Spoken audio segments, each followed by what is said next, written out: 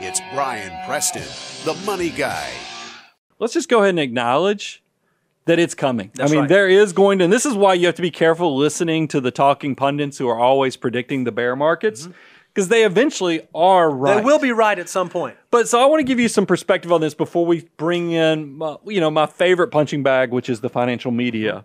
But it is something you ought to know is that if you're worried about a 10% downturn, that's going to happen about every 11 months. If you're worried about that 30% downturn, that's going to happen once a decade. If you're worried about that loss of 50% in the market, that is going to happen every few decades. So you need to realize there is a strong likelihood to be a successful investor.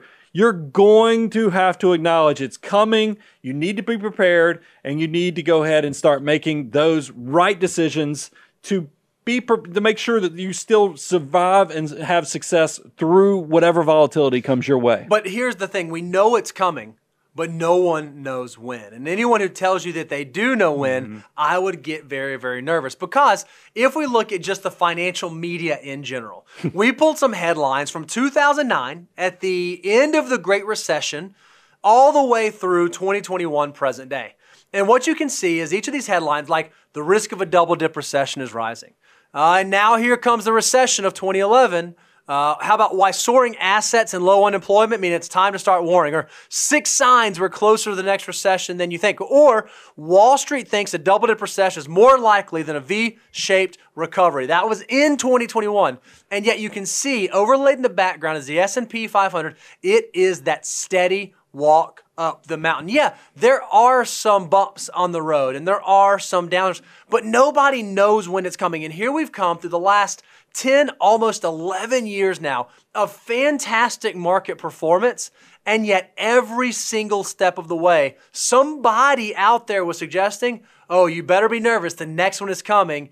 And they were wrong. Had you followed their advice, you would not be sitting in a fantastic position today. Well, it's very important to realize, how does the media get paid? They don't get paid by the success of your net worth statement. They get paid by keeping your attention, by keeping your eyeballs, keeping your ears, making sure you're clicking on their stuff. And look, they know as animals, we experience pain in a twofold factor to pleasure. I mean, and so fear sells a lot more newspapers. It sells a lot more clicks. It sells a lot more of your attention. So there's a reason that it's going to drive their behavior, not to focus on the optimism that's creating innovation, the technology, and all the good stuff that we all enjoy in our life.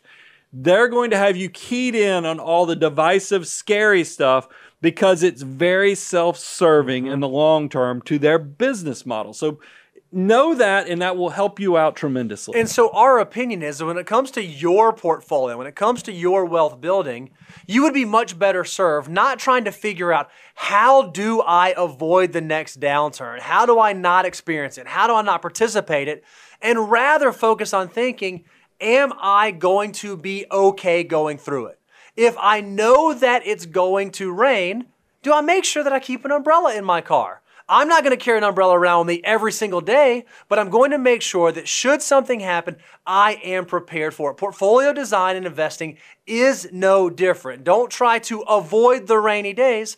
Just make sure that you've structured yourself in a way that you're prepared when it does happen. So the easiest thing I do, and this is a financial mutant tip here, is that you can actually, if you set up an automated plan for investing, dollar cost averaging, meaning that I'm a buyer no matter what's going on out there in this crazy world we live in, ever expanding crazy world we live in, I am buying through the process. We have a pretty powerful illustration that shows that even if we hit an extremely extended period of downturns and bad news, you can still prosper and build independence even in the worst of times. So let's go back to the Great Depression and show you just how powerful dollar cost averaging can be. If you look at the Dow Jones Industrial Average, it closed at $381 on September 3rd of 1929. And then on November 23rd of 1954, it closed at $383. So that was a couple decades of performance where really the market did not move a ton. If you would have bought in 1929 and you would have sold in 1954, you would have only been up about $2 on that investment. That seems scary. That seems scary. However, if you would have thought, you know what, I'm going to be this person like Brian talks about, and I'm going to set an automated investment plan in place.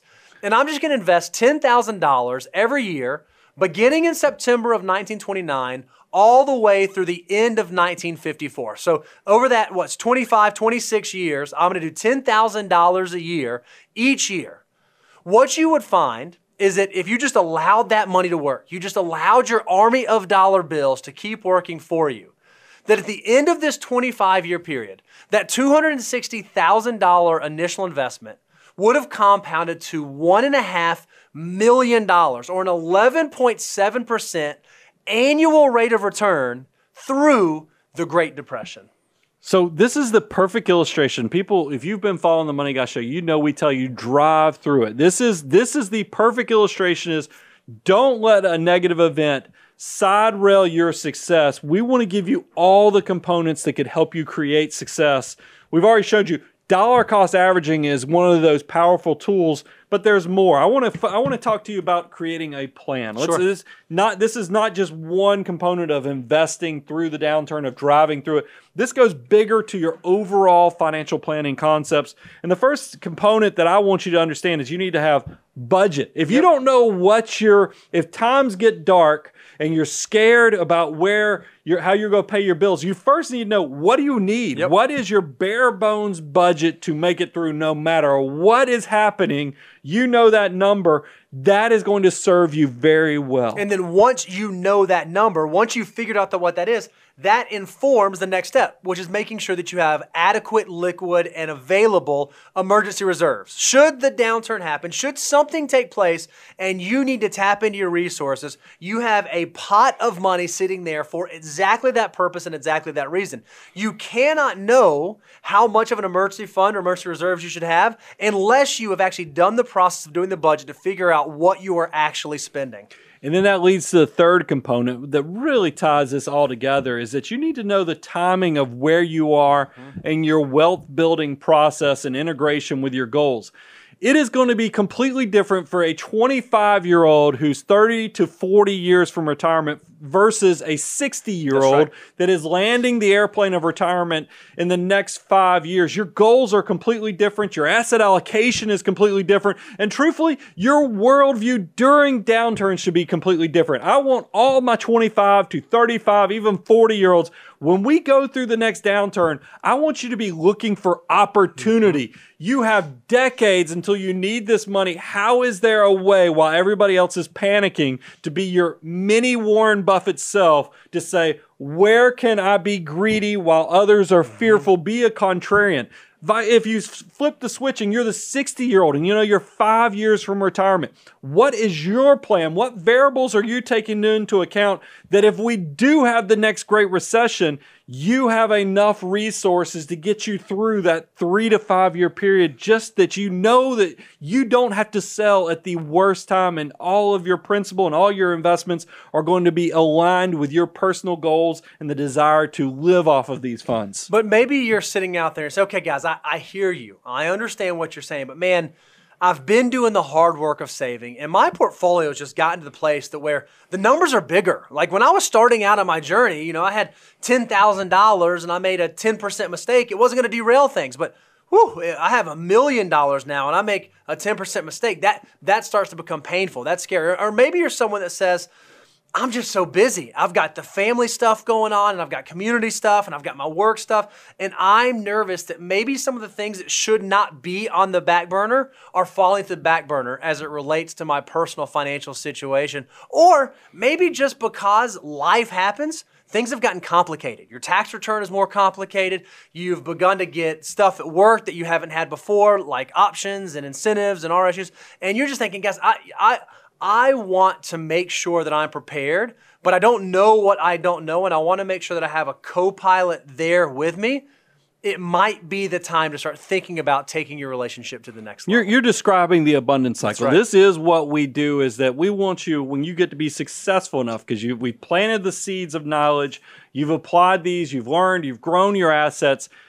if you do feel like you don't know how to maximize or you don't know how to preserve your investment capital, or you just are so busy, exactly what Bo said, this is the time. We love to work with you. We even have a website. If you go to aboundwealth.com, we have a work with us. If you go to moneyguy.com, we also have a work with us page. We'll walk you through how do you take your relationship to the next level and kind of take this abundance cycle to the graduation point of us actually helping you with some of these complicated decisions. The fact of the matter is the reason that we get rewarded for investing is because there's risk involved. Yep. It's not an easy, smooth, straight line ride. It's going to be uncertain. There are going to be .com bubbles, and there are going to be real estate bubbles, and there are going to be pandemics, and there are going to be European economic crisis. There's always going to be another thing that's going to cause the market to freak out a touch. But if you follow these 4 steps and you understand that getting risk on the right on the front end matters, you understand that diversification can be key, you recognize your unique financial personality, and you understand that bad things are going to happen and that's okay, that's part of the process, that's part of the plan, you too can build a plan that's not just good before the downturn happens. And it's not just good during the downturn, but it continues to be a good plan even when we get on the other side of it and move through the downturn. And that right there is the best way that you can prepare yourself for the next market crash. So guys, you can tell this is our passion. So thank you for just coming and listening and being on your path to becoming a financial mutant. We love creating this content, and we're going to keep creating more and more information to make you more successful. I'm your host, Brian Preston, Mr. Bo Hansen. Money Guy team, out.